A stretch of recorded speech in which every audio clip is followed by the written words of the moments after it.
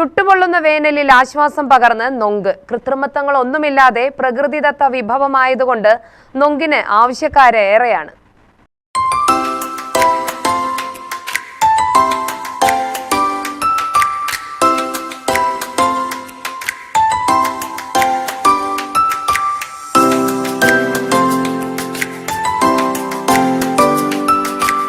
പാലക്കാട്ടെ നഗരവീഥികളിലും ഗ്രാമപ്രദേശങ്ങളിലും ചൂട് കൂടിയതോടെ നൊങ്കിന്റെ വിൽപ്പനയും കൂടി.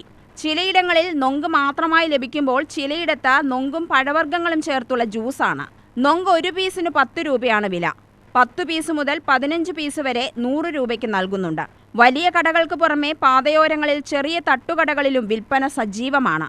ചൂടുകാലത്ത് ഔഷധ ഗുണമുള്ള നൊങ്ക് കഴിക്കുന്നത് ശരീരത്തിന് നല്ലതാണെന്നാണ് പൊതുവെ പറയുന്നത്.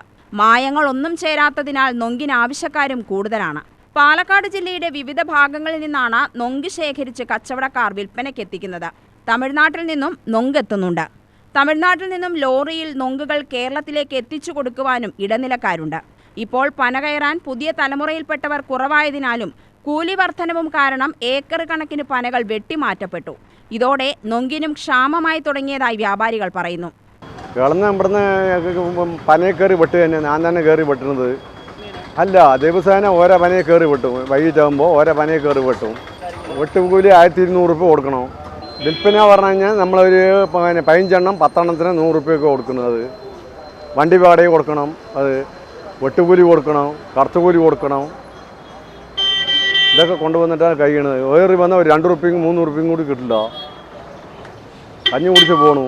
കൂലിക്കാസ് ഇവനെ ഒരു കൂലി കിട്ടും. വൈകിട്ട് പോകുമ്പോഴത്തേക്ക് അരിയെ കൂട്ടാൻ വെക്കാനും അധികം മാറ്റി പോകും. വേറെ ഒന്നുമില്ല. ഇഷ്ടംമാതിരി ആൾക്കാർ വരാറുണ്ട്. ആര് വന്നാലും ഇവിടെ വന്നാൽ തിരിച്ചു പോകില്ല. അത് 10 എണ്ണം കൊടുക്കണം, അവിടെ 15 എണ്ണം കൊടുക്കും. കച്ചവടം പറഞ്ഞാൽ കഞ്ഞി കുടിച്ചു പോകണം, അത്രേ ഉള്ളൂ. വേറെ ഒന്നും പറയാൻ പറ്റില്ല. വെള്ളം കൂടി ആവശ്യമായ ഈ സാഹചര്യത്തിൽ മറ്റു പാനീയങ്ങളെക്കാൾ നല്ലതും ആരോഗ്യകരവും ഈ പ്രകൃതിദത്ത വിഭവം തന്നെ. പനന്നൊങ്കിന്റെ പൾപ്പ് നേരിട്ടോ അല്ലെങ്കിൽ അല്പം പഞ്ചസാരയും വെള്ളവും ചേർത്ത് മിക്സിയിലടിച്ച് ജ്യൂസാക്കിയും ഉപയോഗിക്കാം. UTV news, Palakkad.